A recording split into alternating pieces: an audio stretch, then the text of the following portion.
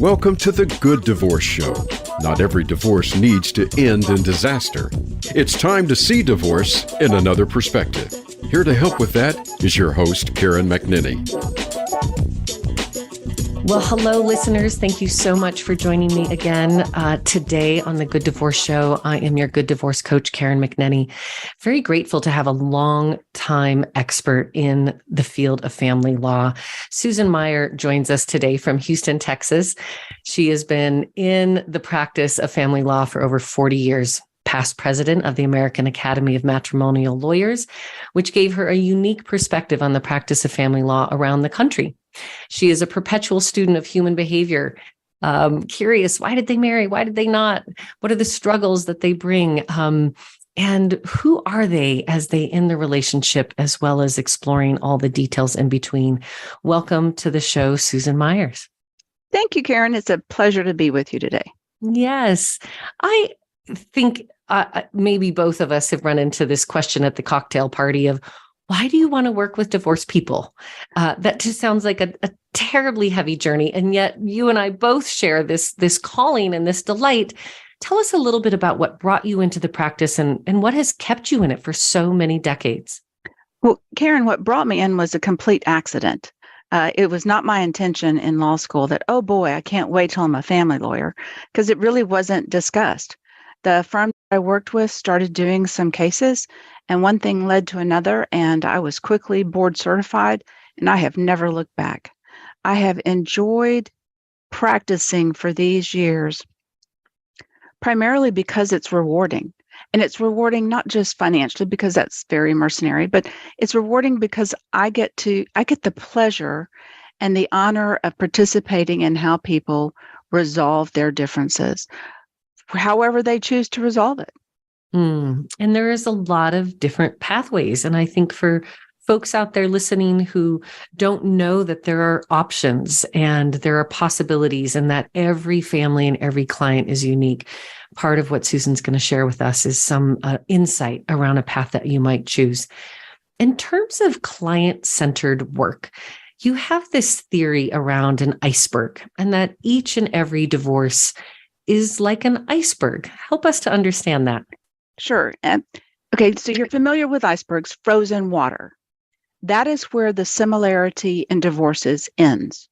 All divorces are like frozen water. We don't know how big it's up at the top because we can't see the whole thing. We don't know what's at the bottom. But think about it. The goal of a divorce is to end the iceberg, to melt the ice. So how do we melt the ice? Some people don't want to. They want to slow that iceberg down. If they could, they'd put it back onto the shelf. Some people want to speed up the iceberg. How do they do that? What's on the bottom of the ocean that's hanging that iceberg up? What's on the sides of the iceberg that might be slowing things down? So there are ways to speed it up. You know, you can do early stage mediations. There's all kinds of tools that are available to clients. And then there are some times where people really need to put a pause on it and they need to think through some of their different options. Then we've got third parties that are going to intervene on that iceberg, like a court system that has deadlines. They need these cases done and out of their systems sooner than the clients may want. And they'll send that icebreaker in there and they'll break up that ice. So there's what's on the bottom, what's on the side, what's on the top, the temperature, as we've all discussed during our recent climate change discussions. And then what's in the middle? What is in the middle of the iceberg that might be speeding it up or slowing it down? So at frozen water, all connections end. And it really is so client-centered and complexity. We were, chatting and reflecting a bit on just how family law has changed. And this perception that it used to be very simple and it's very complex now, but really it's still family-centered. Is that accurate? Well, it can be. So let me give you some examples. When I first started practicing, our family code wasn't a half-inch thick. It is now almost 2.5 inches thick. And people think it's the process that's complicated. Well, I would argue it's the family systems that are complicated. Oh, Back yes. 40 years ago, we didn't have qualified domestic relations orders. We didn't have big discussions about calculations of child support. All of it was individual case-based. So only when the public drove a demand for more systematic ways to resolve their differences did we start having legislatures put together ways that we're going to process a divorce.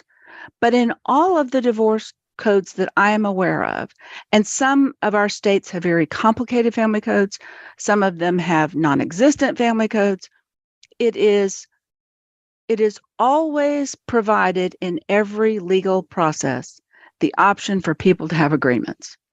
Despite what some of our judges may say from the bench, we want to encourage people to resolve their differences, whether it's in divorce or corporate dissolution. Right, to take it into their own hands, saying you're writing a story. What is the story that you want to write? Now, you've had a unique perspective through your work with the American Academy of Matrimonial Lawyers. And, that is a serving body across the entire country. Are laws radically different from one state to another? Is there benefits in getting married in one state and divorced in another? There's very little benefit in marrying in one state or another, unless you have a premarital agreement, and then different states, the way that they would approve of a marital agreement might make a difference where it was formed. What really matters is what state you reside in when you divorce.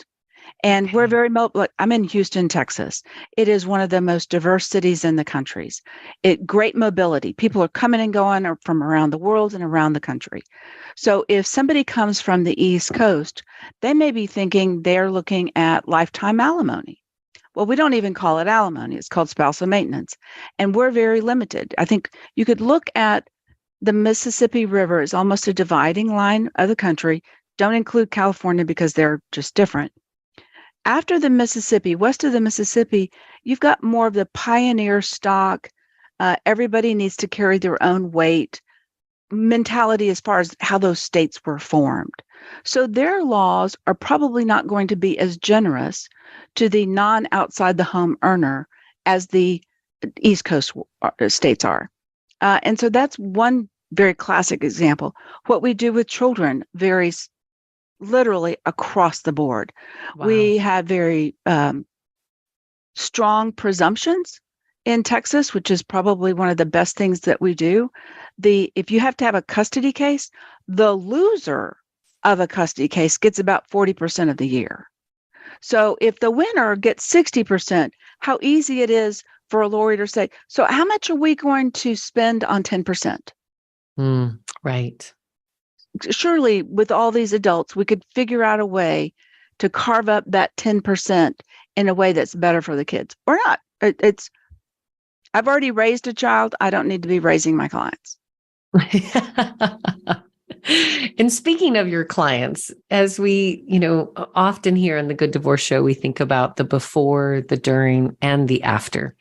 And there is one piece of deciding to get divorced, which I think is a really critical time and often feels like a purgatory of decision-making and a lot of gnashing of hands and teeth for many folks, myself included. And then the legal component, and then the after, right? There's the being divorced. And particularly if you have children, that's a forever relationship. As you think about folks before they even walk into your office and as they begin this process in the before, where do they often get it wrong in terms of expectation and the journey that they're beginning with each other as they dissolve? Oh gosh, we're back to the iceberg. It really does depend on the couple. Mm-hmm. I think one place that they would get it wrong is creating expectations in their head and not talking about it. Because for instance, I think there's a saying that expectations are premature resentments. I've also heard it said expectation is the first step to disappointment. Right. So there's also some school of thought, and again, couples are so different. There's a book about the left behind, and it's about relationships. So that the person, if there's one of the couple that's primarily the driver of the divorce, they've mentally gone there. They have processed what they need to process. It's the left behind one that either needs to catch up or they will be slowing that iceberg down. So when you say couples, it usually starts with one. So Someone true. says, I want a divorce. I'm not happy. Or something bad will happen. An affair is disclosed. Financial indiscretions are obvious. I mean, all kinds of things can trigger that first decision, that thought, I don't want to live like this. Mm-hmm. And sometimes people don't fully process before they make the decision.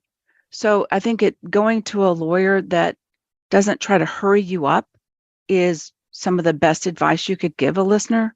You want somebody that will give information, but not encourage or discourage, because it really is such a personal decision.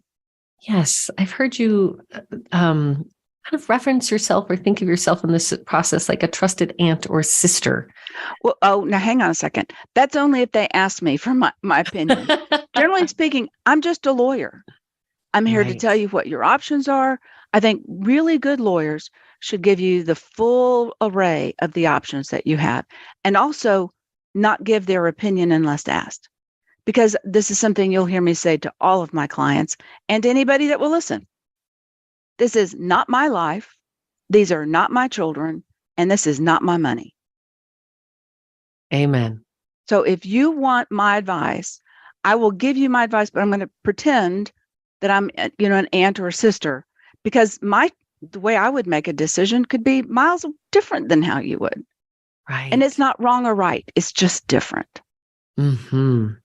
Well, in those differences, I also know that human behavior, the relationship coming in, and we're seeing this increase in what you call the silver splitters, people who have maybe held on to a narrative for decades and decades and are finally kind of at the end. And we haven't talked a lot about what it is to divorce later in life, post-retirement, settlements, stability. What have you learned about that particular bracket that would be interesting and relevant for our listeners to be aware of if they're out there today thinking, I'm too old to get divorced, but I wish I would have done it 40 years ago, but maybe there's still life on the other side of this bad marriage? In my opinion, there's some value to staying married, even in a less than perfect marriage. So unless the pain or discomfort outweighs the benefits, you shouldn't get a divorce. Can you say that again, Susan? Okay. If the pain or discomfort of staying married is not greater than the cost of getting a divorce, and I don't mean the financial lawyer part of it, if it's not greater, don't get a divorce. Mm-hmm. The English, at least historically, have had this great process. They just live separately. They just set up house separately and didn't get a divorce. Mm-hmm. And it's not really thought of or talked about much in the United States. But if it is so intolerable that the consequence of getting a divorce is better, then you can go talk to a lawyer and get one. I had one woman, it's probably one of my stories at cocktail parties. When she came in, she was about 80 years old. Husband was a few years older. They were not generating money except from their investments. And it wasn't a tremendous amount. He was a higher wage earner, so his Social Security was going to be higher than hers. But, it was what she said to me. She goes, I don't want to die next to this man. Oh. It was as simple as that. Mm-hmm. And she didn't have to. And they separated and divorced. Separated and divorced. And it was contentious. Even at 80 and 83. Yes, ma'am. And I think you make such a strong point of recognizing there's the lever and the left, and they're having very different experiences. And the person who got on the train 2 years ago or 32 years ago, that train has left the station and someone else is trying to catch up. And that might have been the case there. And sometimes they're trying to correct what it was that the leaver said to them years ago. I need, I want, you must, all those different. And they're like, oh, I'll go to therapy now, or I'll quit spending that, or whatever it is that the complaint was about. And if somebody has really made up their mind to leave, I can't get them back into the marriage. I just can't. Right. Do you find yourself sometimes having that conversation with clients come in, like, first, let's just really think about whether divorce is the right answer? Yeah. I think all competent lawyers should talk about that, because the consequence of making a wrong decision, it's like going to surgery. You don't always need surgery, or could we postpone surgery? Let's see what else we can do to fix the body. My late friend, he just passed away yesterday, Don Fullenwider, brought to the conversation in one of our family law groups in Houston the issue of depression, and I mean clinical depression. And he found, especially with the silver splitters, that there was a component that he hadn't seen before. And one of the new questions that we have started asking is, the complaint you have about your spouse, is this a new issue that's come up? Because sometimes it is a physiological or a mental issue that's creating that different way of behavior. And he shared a story where a woman came in. She was describing her husband's behavior, and he had just heard a lecture about something. And he goes, has he been seen by a therapist or a doctor anytime recently? And he advised, I think you should give it, at least a chance. Turns out that he did suffer from depression. The husband got on some medication and they stayed married. Oh, wow. Mm-hmm. Again, a reminder, every family, every story is different. When we come back from our break today, chatting with Susan Myres, longtime family lawyer and former president of the American Academy of Matrimonial Lawyers, lots of wisdom and experience. And we're going to hear some stories that when people got it right, when they found that heart that brought them to marriage is the same heart and same love story that we can also bring to our divorces. Some paradigm shifts after the break. Please stay with us, listeners.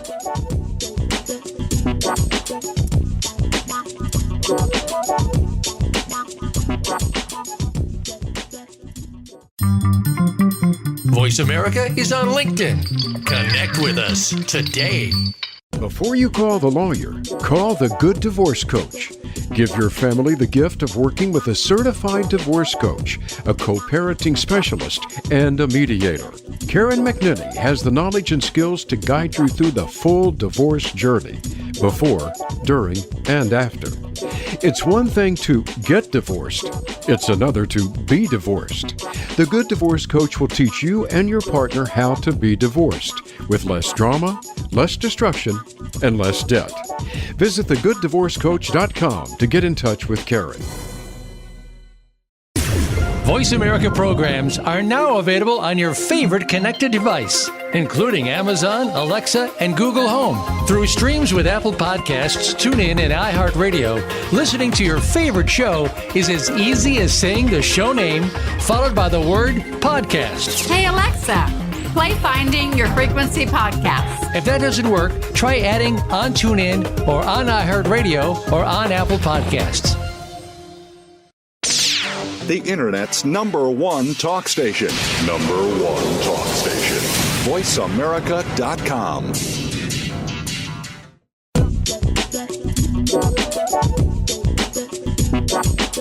Welcome back to the Good Divorce Show with Karen McNinney. Have a question for Karen or her guests? Join us on the show at 866-472-5788. That's 866-472-5788. Now, back to the show with Karen. Hello, listeners across the globe. So happy to have you with us today as we chat with Susan Myres, who has decades of supporting families along the divorce path. And something that as a divorce coach, I find myself scratching my head with, and really what brought me to this work, Susan, is we declared our love, we've chose marriage, we've chose children. I always remind my clients, there's a love story in there, and you don't actually have to toss it out just because you're divorcing. And this is a real paradigm shift. In fact, oftentimes I tell my clients, as they're in that middle messy purgatory, are we in, are we out? How many counselors should we go to? And I always say, I advise you to leave while there is still love.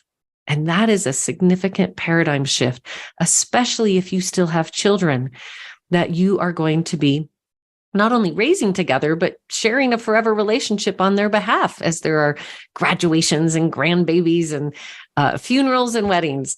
So what has been your thinking around, again, this paradox of there was a love story? Not everybody wants to destroy each other as they move down the path. And what have you found to help navigate folks towards a good divorce?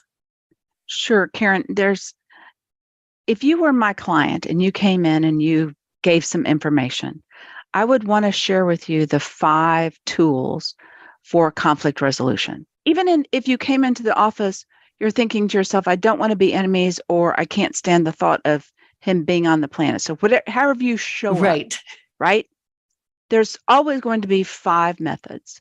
And in Texas, it is a requirement that if an attorney offers collaborative law as an option, it is my duty to give a pro and a con to all the different methods. So let's kind of talk about it at the extremes. So there's the kitchen table discussion, and that's where the couple, both of them have either 0 assets and limited children or whatever, and they sit at their kitchen table and on the back of the napkin write out, okay, you get this toaster, I get this oven, whatever it is that they work out. They can take that to a lawyer, or actually in Texas, we've got forms that they don't even need a lawyer, and they can go fill it out. Then at the other extreme, we've got full traditional litigation. That's where everybody's got a lawyer. We probably have some expert witnesses. We have done full discovery, which is outrageously expensive in Texas, I can tell you. So there's just like war zone. And that is asking someone wearing a black robe to listen to your story. And it's artificial conversations, because we have rules of evidence, we have rules of procedure, all these kinds of things, but we have a process, and that person in the black robe will make the decision based on the information in front of him or her. Those are our extremes. In between those 2 extremes, we've got mediation and arbitration. In mediation, it's where a neutral person can go between the 2 spouses, and it's with or without lawyers. Now, I can say, at least in the Houston area, we do not do group mediations. We tend not to have them in the same room, because opening statements turned out that those were very bad for getting solutions. They start in separate rooms, and the mediator goes back and forth, trying to find the solution that they can both agree to. Mm-hmm. Mediation can happen at the beginning of a case. It can happen at the end of the case. Arbitration is hiring that neutral. So instead of hiring the black or having the black robe person make that decision, the lawyers and or the parties, and sometimes the contract, like they have marital agreement, will describe, we're going to hire this neutral third person, and we're going to give them the information. Things that are better about arbitration than court could be that you decide when you're going to have the arbitration. You pick the dates and the times, not the judge's schedule. Mm-hmm. And unlike going to traditional litigation, I don't have to keep going back and forth to the court, making sure that we get heard. Now, with arbitration, that person, based on whatever the rules of the road that are created by the couple and their lawyers, that's how the decision gets made. Downside to that is the appellate process is very limited. So traditional litigation, it is very, very expensive. It's time consuming, and couples lose control. Lawyers actually lose. Once you walk into the courtroom, the lawyers lose control. At the kitchen table, the pros and the cons, very inexpensive. The con could be is when people think they know how they want things to work out or how they want to process something, and they don't know the legality of it, and they get in trouble. Some of our worst consequences can happen that way. Then in mediation, I don't really see a downside of it other than it can be expensive. If one of the couple is so conflict avoidant that they're always caving in then they may be at a disadvantage in a mediation if they don't have a strong advocate that will put the brakes on and make them really think through before they make a decision. So those are the traditional what we've had. But then over the past, I guess it's now 20 years, across the country, a newer way has developed. And it's called collaborative law. And in collaborative law, think of it as a blending of mediation, kitchen table-ish. And with that, instead of being in separate rooms, we're all going to sit at the same table. Mhm. And if we need experts to come in because we don't know all about the tax consequences of these values, we don't know what we don't know, we can bring in neutrals. We could bring in a divorce coach. Often, almost, if it's a high conflict case, we will bring in a divorce coach because it's a better way to help them process what they need to process. Downside to collaborative law, because there's really no, like arbitration and mediation, the couple decides when we're going to meet, how long we're going to meet, what's the agenda for the meeting. There's homework. I think professionals that enjoy that work enjoy collaborative because there's generally no surprises. Right. I charge very low retainers because we're going to talk about fees. Mhm. Where everybody is transparent, and it only works when people are willing to be transparent. The downside to that, it's not necessarily cheaper, right? Because it depends on how many meetings you might have. Sure. The collaborative law process, the downside that needs to be talked about is if they have engaged in the collaborative law practice and procedure, the lawyers, if an impasse is called by either of the clients, needs to step back and we cannot go to litigation. Right. Now, Karen, let me talk a little bit about that because there's a lot of lawyers who don't want to lose that work, or there might be clients out there who don't want to lose the work that was done. And I'm here to tell you that it doesn't happen. It makes lawyers really have a paradigm shift. When they know from the beginning, we won't be going to court. Right. You will never hear me say, well, if we went to court, it wouldn't happen that way. Aha. Because that's not an option. It is for couples who truly, from the beginning of their decision to end their relationship, they want to sit in the same pew when their kids get married. Yes. They want to be in the stands with their new significant others when their grandchildren graduate. It's just a beautiful journey. And so often, I know as a divorce coach, I ask clients when we begin, what do you want? And I'm not talking about the tangible things. I'm talking about the story. Yeah. What do you want to see? Where do you want to be in relationship to this person who you married, who you declared a love to? And that you don't have to flush it all away. There are these other beautiful options. Well, and Karen, it's not only with collaborative law. There are kitchen table couples, mediation couples, and even traditional litigation couples that will still be in the same pew because the story doesn't end at the divorce. Isn't that the truth? When we come back from our second break, we're going to talk about that sort of after the divorce. But before we move on, I wanted to check in with you and see if there were some stories you would highlight of when you've seen couples really bring their generous heart, bring them best selves, the surprising moments as a divorce lawyer that would provide some hope and inspiration for those that are listening who want to find a kinder, less destructive path. Sure. I think one of my favorite, and I share it with clients who are in the office. Oh, Karen, it could have been 30 years ago now.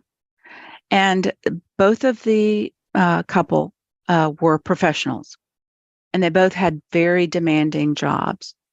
They discussed before they went to lawyers, and I think they had previously kind of worked out how they wanted to process the divorce. They were going to have one of them hire a lawyer, draft up an agreement, and then get that in agreement so that the non-hiring party could show it to a lawyer to make sure that the agreement matched what they thought. And this couple, they were so intent that they were going to continue to co-parent. And this is before joint managing conservatorship was a term. This is long before collaborative law was thought of. This was a unique couple who, from the get-go, knew how they wanted the rest of their history to look like with this family.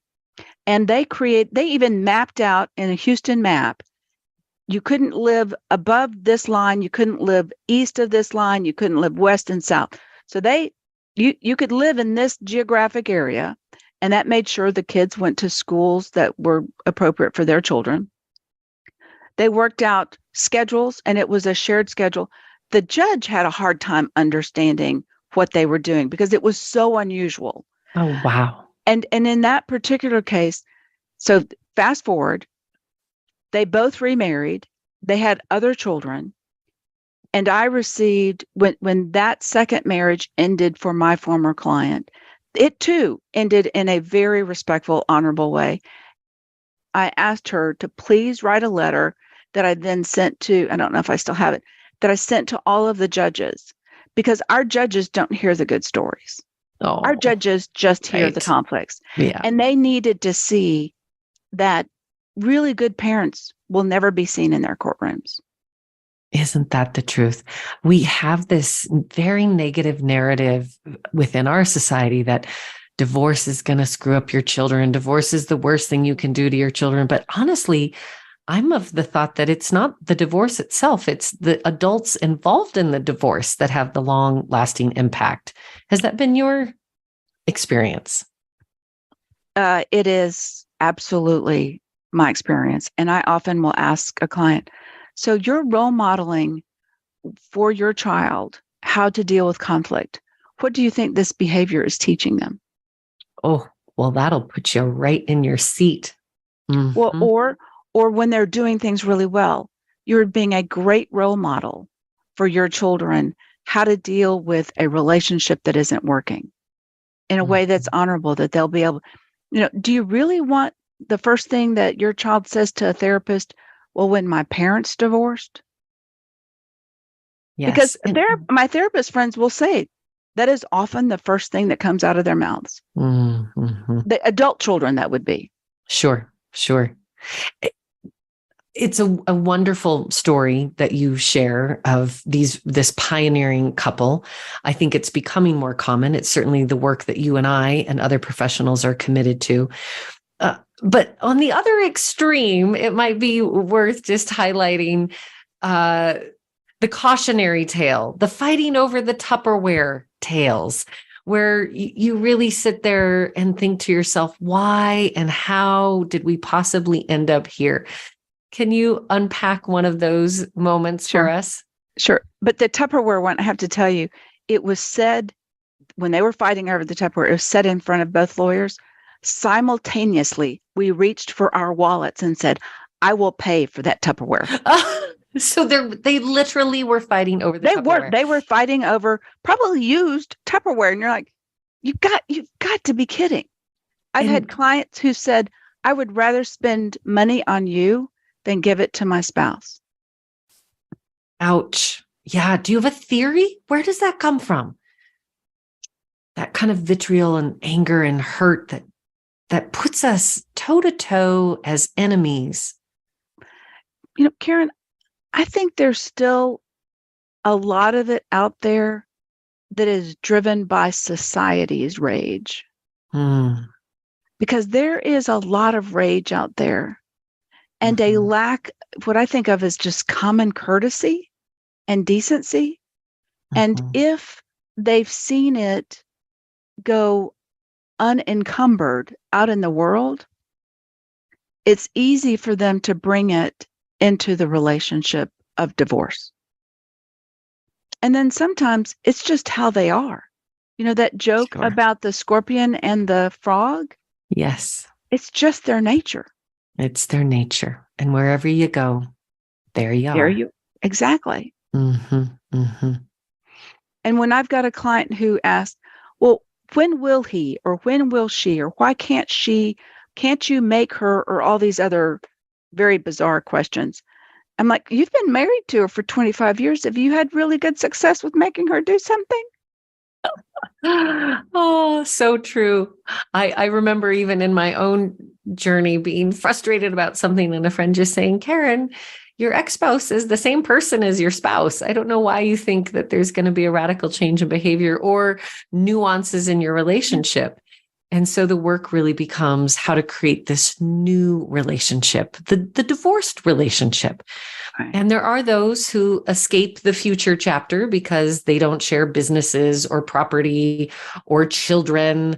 But a large majority of folks have a story that goes beyond the courthouse.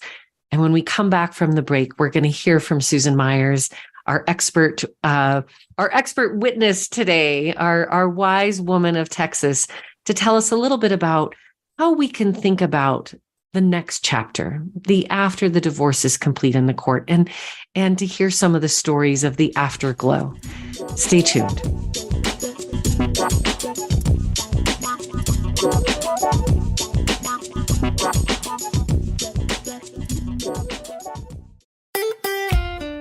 Follow Voice America at facebook.com/Voice America for juicy updates from your favorite radio shows and podcasts. Before you call the lawyer, call the Good Divorce Coach. Give your family the gift of working with a certified divorce coach, a co-parenting specialist, and a mediator. Karen McNinney has the knowledge and skills to guide you through the full divorce journey, before, during, and after. It's one thing to get divorced. It's another to be divorced. The Good Divorce Coach will teach you and your partner how to be divorced with less drama, less destruction, and less debt. Visit thegooddivorcecoach.com to get in touch with Karen. Have you become a member yet? Sign up now to become a member of Voice America. It's always free and easy. Plus, you get to take advantage of some great member benefits. Get unlimited access to millions of hours of on-demand content across all of our channels. Keep track of your favorite episodes, shows, and hosts in your own customizable library. Find out what shows you might be interested in based on your favorites. Plus, you get insider access with our newsletter. Membership gives you more. Sign up at voiceamerica.com and click register at the top right. Streaming live, the leader in Internet talk radio, voiceamerica.com.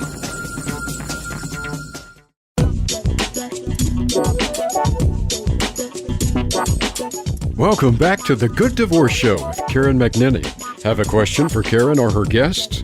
Join us on the show at 866-472-5788. That's 866-472-5788. Now, back to the show with Karen. Hello, and welcome back to the Good Divorce Show, where we help families find a path that is less destructive, filled with more compassion and understanding as you think about these forever relationships that you may have with your former spouse or soon-to-be former spouse. Today, I am chatting with expert Susan Myres, who has been practicing family law in the Houston area since 1982. Myres and Associates was established in 2011. She has been certified by the Texas Board of Legal Specialization as a family law specialist since 1988 and has been named to the annual list of Texas super lawyers every year since 2006. Susan is also a past president of the American Academy of Matrimonial Lawyers. Susan is accustomed to utilizing all forms of dispute resolution in her practice. We heard about many of these earlier in the show today, from supporting clients who've worked out their agreements, our kitchen table agreements, all the way to mediation, arbitration, collaborative law, and even traditional litigation, choosing the approach that is best for each individual client. I also appreciate that Susan is really committed to staying abreast of mental health issues that intersect with family law, including mood disorders, high conflict personality disorder, addiction, abuse, prevention use. Her strength is really being able to see options and alternative plans to achieve the realistic goals of her clients. But there are some people who decide we're going to avoid divorce altogether by not even getting married. You have a phrase for this. The perils of playing house Yes. is what we call it here in the office. The divorce rate's going down, except for silver splitters. Their divorce rate's going up. Oh, how And interesting. And Karen, it's not because people are staying married. They're not getting married. That's Aha. the reality. So And maybe these are the children of divorced couples who are like, I do not want to suffer what my parents did. And they're deciding to play house. So it is just the opposite of what the 1950s families did. They start going steady and they move in together. They may buy a house. They'll have a couple kids or more. They'll start their careers, all kinds of things. So it looks like they're married, perhaps, but they're not. They're intentionally not marrying. And then guess what? Those same relationships also end. So the marriage ceremony itself does not end the relationships. The problem is we don't have a set of rules of what we do to disentangle all the things that the playing house folks are doing. In the family code or in our court systems around the country, we've got a system one way or the other. In this other non-married world, we have to patch together. I think we talked about it earlier. It's very similar to what we did with couples, same-sex couples, before they could legally marry. Sure. And we had to figure out, how do we untangle these houses? How do we untangle car titles? All kinds of things that were important to the couple. And there's usually a lot of discord and discomfort. Do you find actually couples that don't have the legal marriage that there are greater challenges? That this is a myth that we're going to bypass should we ever? Okay. If the couple are both high wage earners or equally high wage earners, and there is a shared understanding for kids, and maybe they even have some contracts about ownership of the assets that they're both investing in. So if you treat it like a business and you paper it like you would a business, a financial transaction, they're just fine. But that's not what these people do. They will get together. Somebody will decide to stay home and raise some children, not earning things back in the workforce. So all of those employee benefits that one person's earning, there's no sharing. Oh, dear. If the house is titled in one of their names, under Texas schemes, we look at who made the contributions. So we're trying to figure out where the checks that paid the mortgage. Well, if you had an agreement, I'll take care of the mortgage, you take care of the utilities, that can really mess up the equation. And the injustices that can happen because we have these other laws, real property laws, title ownership, those kinds of things, how they intersect with these playing house couples, it can wreak devastating results, particularly for the non-wage earner. I mean, it's devastating. So let that be a lesson to our listeners. And I've heard people say, well, the number one cause of divorce, Karen, is marriage. And yet this construct of marriage also has purpose and value, not only to the marital relationship, but also for those that then may find themselves getting untangled. And you seem to have a very sophisticated client-centered approach so that you can help settle down the nerves, help people understand, and even speaking to clients differently depending on who's sitting in front of you. Correct. We are creatures of comfort in that we need to understand. We want to know what's going to be next. So a constant question is, what's the path? What's next? What's the average? So there's one way that I like to explain the paths to get to the end of the iceberg. There's, depending on who's in front of us, if they are scientifically based, I'm probably going to go to a brain analysis. If they're not scientifically based, we're going to talk about trees. So let's say that you are an engineer with Exxon. I'm going to give you the example of, okay, go to your brain and remember all the maps that you've seen on the diagrams with all the synapses, and it looks like some sort of tougher than spaghetti. It's a very tangled spider web. Well, I can get to one side of the spider web many, many ways. There is no limit to how I get to the other side of the spider web. So that's one way that we can help people think. You can decide your own path if you want, but if the other side, who's also got that web going, decides a different path, we'll just stay in the web for a while. If you're not scientific, let's say you come to me and you are a school teacher of elementary school. I might give the example I do of a live oak tree. So in Texas, we have live oaks, they're everywhere, and they have these giant uh, network of roots. They have a giant wet network of their upper branches, their canopy. And I can get from one side of that, not me, I guess squirrels could get from one side of that tree to the next side of the tree, many different branches and twigs and leaves and all kinds of things. And if I'm under the ground, one of the cool things about live oaks, they feed each other. So I can get all kinds of places, usually on a smaller scale, if I think of myself as a live oak. And that's how I try to bring to clients, you can make some decisions about how you want to process this, but it's not just us. We've got the other side. We've got a court system. We have to look at it in a, I don't want to say in a holistic manner, but it really is holistically. It's a big picture. We've got you and your spouse, and we may have children. We've got grandchildren. We've got aunts and uncles and all neighbors, friends, mutual friends. It is a complex web that one person's decision shouldn't be taken in a vacuum. How do you help families to just tap down some of those fears or heighten, because the children and money become the thing that we see scarcity. We don't see abundance so often. Karen, I think that we as humans are driven by fear in all of our decisions. We fear losing what we have, or we fear not getting what we want. So if we can talk about and provide information that gives a realistic view of what's possible, that can help. The financial piece is so often the other big part of fear. And I know certainly where I live in Western Montana, we have lots of new Texan neighbors, people coming our way.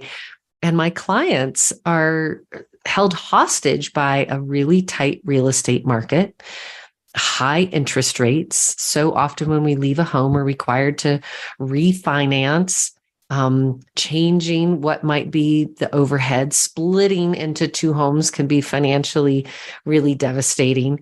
And again, how do you help families navigate that? It's not just your bucket and their bucket. It's still a healthy family bucket of resources to support these children.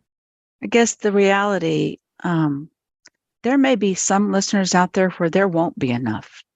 Yeah. And moving in with parents or friends may be the option that they need to consider. But generally speaking, we look at, should we sell this massive house? And they both have the consequence of a divorce. So it certainly makes you a little bit more empathetic when you're thinking about, well, now we're going to take the giant house and we're going to divide it in two. The equity in it is XYZ, and that's what we have. So that, well, we did one where we had a big bucket in a retirement packet. The earner was going to continue working. The non-earner of that retirement packet had an option of removing money from it. But there was a giant tax consequence. So we did the math, and because everybody, there was a house, but it had very little equity. So that wasn't really a mover in the decision. What we created in a mediation was we gave the non-earner a big chunk of that employee benefit. And we created a duty back to the earner to give some cash so that they could go get a house. Okay. So we did what the company could not allow because they needed to protect the company. So we made it so that everybody could have a house. So there's that option. But if you're talking later in life, you're immigrants to Montana from Texas, they may not be earning more money to try to make that happen. But we look for other sources that might work. Some of our high wealth clients have their investments in companies where they can borrow against themselves, and they have low interest rates. Okay. So sometimes just asking, what can we do? Some of them have wealthy families that might be able to loan the money at a more realistic interest rate. Mm-hmm. So if we can stop thinking that the banks or the savings and loans, if there are any of those anymore, are the only way to borrow money. We have to be creative. And as you said, there are some couples where there are not those options available, and actually a very kind of where we started this conversation to really ask yourself, can I afford to get divorced? Can I afford this life on the other side of a divorce realistically? And that's if you're the one that's leaving. Right. You may be the one that's left behind, and the courts don't solve all problems. We just can't. Sometimes it is an unjustness that I just don't have the tools to fix. How do you keep your sense of humor, or maybe pull back the screen when lawyers get together and talk about their work? Because you have to be able to have some levity and resilience in order to stay in these sometimes difficult conversations. Yeah, I'll tell you, one of the drivers for me is the relationships that I have with other family lawyers and the wisdom that they share and the lifting that they will give you when you've had one of those horrible days. I mentioned Don Fullenwider. He gave me advice long ago about making sure the other side of my brain is used. He had recommended doing art or music or something where it really does force you to do something different so that you get fed. I did a presentation a couple of weeks ago with the executive director of the Young Center here in town, but we talked about secondary trauma, we talked about compassion fatigue, and we talked about decision fatigue. And those are real things that affect us. But if you know it, kind of like if you know this trauma is happening in your marriage, knowledge gives you the tools for solution instead of finding some unhealthy way to deal with it. I'm sure it comes as no surprise to you. Family lawyers have a very high incident of depression, alcohol abuse, drug abuse. Yeah. Well, as we continue to amplify stories of the good divorce, hopefully we can change that not only for families going through divorce, but also the professionals supporting those families. And again, to reiterate, a good divorce doesn't mean that it's easy, that it's free of pain and hardship. In your words, you would say it just means that it's free of cruelty and destructiveness. What else comes to mind? And as you think about how to advise others of just what can get us closer to a good divorce outcome? Remember when you were planning on getting married and it consumed your day? The planning, the strategy, the invitations, the decisions, all that stuff just completely absorbed your life. So does the divorce. Yes. And so my parting words of wisdom, I don't know if it's wisdom or not, but it's just a technique. Compartmentalize. When I've got a client that is just racketed with anxiety, is I give them commands. You are not allowed to think about this divorce or work on it more than X hours per day. And on certain days, you're not allowed. So when that thought comes into your brain about what's he doing, what she's thinking, whatever that is, you go, thank you for sharing. We will deal with you at 6:00. Oh, that's great. I've already given you my time today. You have to wait till tomorrow. And then tools for communication. Bill Eddy does fabulous work about compartmentalizing so that your trauma, if it is trauma, of dealing with something when you're not ready to deal with it, bake your cushion so that you are protected, because divorce is hard. Even the good ones are hard. That's right. Oh, it is wisdom, Susan Myres. All of it. Just such a delight to have you on the Good Divorce Show, reminding people in the Houston area and beyond that they can find you online at thehoustondivorcefirm.com. It is Myres and Associates. out there for many decades, over 30 years, supporting not only families, but also the industry and other professionals such as yourself. Thank you so much for taking time to speak with me today, and to our listeners. Thanks for tuning in. We will be here each and every week through Voice America and all the podcast platforms, The Good Divorce Show. And remember, everything will be okay in the end. And if it's not okay, it's not the end. Thanks for listening to today's episode of The Good Divorce Show. We hope today's episode has helped you find a kinder, more sensible, and less expensive path through the divorce journey. Until we talk again, have a beautiful week.